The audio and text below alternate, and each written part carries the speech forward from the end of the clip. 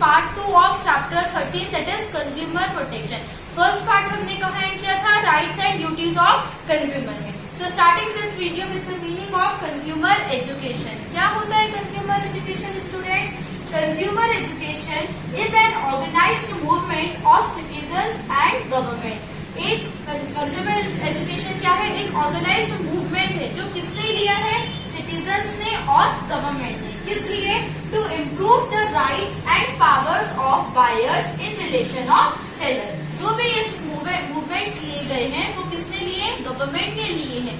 For what purpose? For this purpose sorry, किस चीज के लिए? Improving the rights of buyers. किसके लिए किए गए हैं? क्या इम्प्रूव करने के लिए? जो भी हमारे बायर्स हैं उनके राइट्स को इम्प्रूव करने के लिए। It brings awareness among consumers to protect themselves from the harassment of producers and businessmen. ये जो कंज्यूमर एजुकेशन है, जो ये स्टेप लिया गया है, किस लिए लिया गया है? जो भी कस्टमर्स हैं उनके राइट्स को प्रोटेक्ट करने के लिए। तो इसमें क्या होता है? कंज्यूमर में जो होती है उनमें अवेयरनेस भी आती है। किस चीज के लिए अवेयरनेस आती है? जो भी हरासमेंट होता है कौन करता है?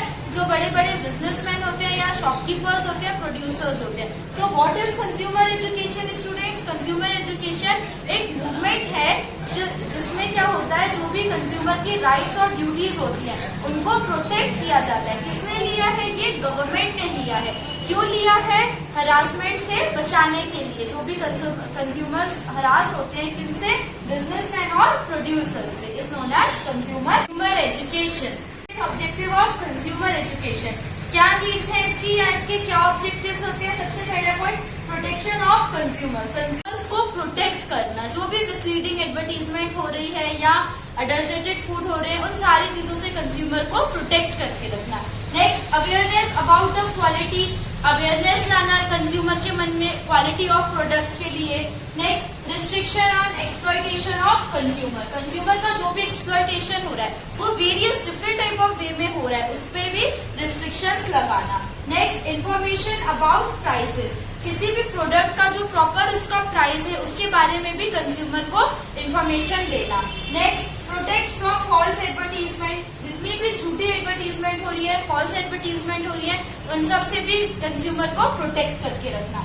Next, development of consumer organisation. Students, we have already studied organisation क्या होता है? अ ग्रुप ऑफ पर्सन्स, है ना? Group of people is known as organisation. तो कंज्यूमर ऑर्गेनाइजेशन भी डेवलप होगा। क्या होगा? जब गवर्नमेंट कंज्यूमर एजुकेशन मूवमेंट लेगी, जब कंज्यूमर को एजुकेट करेगी तो क्या होगा? कुछ कंज्यूमर्स तो होंगे एजुकेट, जरूरी नहीं है कि सबको इस चीज से माने। तो क्या होगा? जितने भी कंज्यूमर्स एजुकेट हो रहे हैं वो अपना एक अलग से ऑर्गेनाइजेशन बनाएंगे ताकि जो दूसरे कस्टमर्स हैं वो किसी भी तरीके से हरास ना हो या मिसलीड ना हो। क्या है नीड्स या objectives of consumer education? Topic is consumer protection act 1986। क्या है ये act? To ensure protection to consumers of the country, the government of India has passed various acts for protecting consumers' interest. Consumer Protection Act 1986 क्या है students? अपने यहाँ पे अपनी country में इंडियन गवर्नमेंट ने कंज्यूमर के राइट्स को प्रोटेक्ट करने के लिए बहुत सारे एक्ट्स पास किए हैं। The Consumer Protection Act 1986 is one of the most important acts. ऐसे ही इनमें जितने भी एक्ट पास किए उनमें से एक कौन सा एक्ट है? Consumer protection act 1986। इसमें क्या दिया हुआ है? कंज्यूमर के प्रोटेक्शन से रिलेटेड जितनी भी उनके राइट्स हैं, ड्यूटीज हैं, रिस्पॉन्सिबिलिटीज हैं या अगर कुछ पेनल्टीज हैं तो वो चीजें हैं। मतलब कंज्यूमर प्रोटेक्शन एक्ट में हमें कंज्यूमर से रिलेटेड उसके राइट्स ड्यूटीज से रिलेटेड जितनी भी इंफॉर्मेशन दी गई है वो सारी किसमें दी गई है? कंज्यूमर प्रोटेक्शन एक्ट 1986 के अंडर दी गई है। ऑफ कंज्यूमर प्रोटेक्शन एक्ट कौन कौन से फीचर्स है इसके, कौन कौन से कैरेक्टरिस्टिक्स है?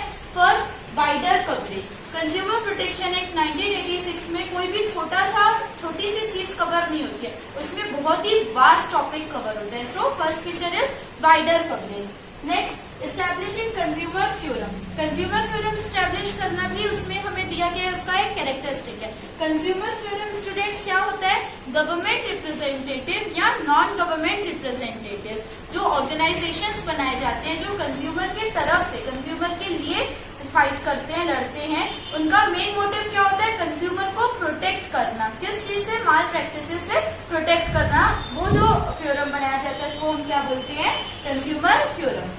Next, various rights. Consumer protection act 1986 में various rights of consumers are also given. Next, provision of compensation. उसमें कंपेंसेशन के लिए भी अलग से प्रोविजन दिए गए हैं। कंपेंसेशन का मीनिंग क्या होता है, अगर कोई भी कस्टमर है वो किसी बिजनेसमैन से प्रोडक्ट परचेज करके आया है और जब वो उसको रिटर्न करेगा, अगर वो प्रोडक्ट उसका डिफेक्टिव है या अच्छा नहीं है, किसी भी चीज से क्वालिटी उसकी अच्छी नहीं है, उसकी क्वांटिटी कम है, तो वो क्या करेगा, उसको जब रिटर्न करेगा तो उसको उसके लिए कंपेंसेशन भी मिलेगा, मतलब रिटर्न अमाउंट मिलेगा।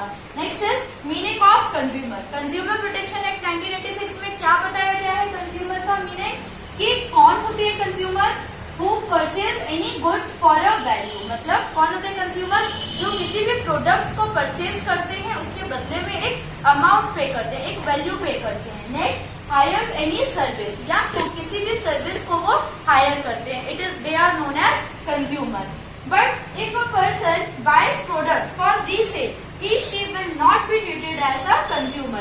क्या बताया गया है कंज्यूमर एक्ट 1986 में, कि कंज्यूमर वो नहीं होते हैं जो किसी भी प्रोडक्ट को परचेज करते हैं for the purpose of resale. मतलब कंज्यूमर कौन है, कंपनी कंज्यूमर एक्ट 1986 के अंडर में कौन बताए गए हैं कंज्यूमर, वो पर्सन होते हैं कंज्यूमर जो खुद उस चीज को यूज करे, खुद कंज्यूम करते हैं, उसको रीसेल नहीं करते हैं, they are known as consumer. तो ये सारे क्या है, features of consumer protection act 1986। This is the last topic of our chapter. अभी हमने देखा था थ्योरम्स होते हैं, कंज्यूमर थ्योरम बनाए जाते हैं। कंज्यूमर थ्योरम का मेन काम क्या होता है, कि कंज्यूमर्स की राइट्स को प्रोटेक्ट करके रखना। ये गवर्नमेंट रिप्रेजेंटेटिव्स भी होते हैं और नॉन गवर्नमेंट रिप्रेजेंटेटिव्स भी होते हैं। तो कंज्यूमर थ्योरम जो होते हैं वो 3 लेवल्स में वर्क करते हैं, नेशनल लेवल, स्टेट लेवल और डिस्ट्रिक्ट लेवल। तो अभी हम यहाँ पे इनको देख लेते हैं कि उनका जुरिस्डिक्शन कैसा होता है और वो किन बेसिस में काम करते हैं। नेशनल थ्योरम किस बेस में काम करता है, या हम नेशनल थ्योरम में कौन सी चीजें कंप्लेंट किस चीज की करते हैं, जहाँ पे हमारा क्लेम मोर देन ₹20 लाख हो। मतलब जब हमें किसी के लिए कंप्लेंट करनी है तो अगर हमें क्लेम करना है तो वो 20 लाख से ज्यादा का क्लेम होना चाहिए। में कितने का क्लेम होना चाहिए, claim more than ₹5 lakh but less than ₹10 lakh. State theorem में हम कब कंप्लेंट कर सकते हैं, जब हमारा क्लेम 5 लाख से ज्यादा का हो बट 20 लाख से कम का होना चाहिए। डिस्ट्रिक्ट थ्योरम में क्लेम लेस देन ₹5 लाख, जब 5 लाख से कम का क्लेम होगा तब हम कहाँ कंप्लेंट करते हैं, डिस्ट्रिक्ट थ्योरम में। Appeal against state theorem. National theorem में हम क्या करते हैं, अगर हमने डिस्ट्रिक्ट थ्योरम में कंप्लेंट की है, डिस्ट्रिक्ट थ्योरम में हम किसके लिए करते हैं, अपील अगेंस्ट थर्ड पार्टी। किसी भी थर्ड पार्टी के लिए हम किसमें कंप्लेंट करते हैं, सबसे पहले हम जाते हैं डिस्ट्रिक्ट थ्योरम में।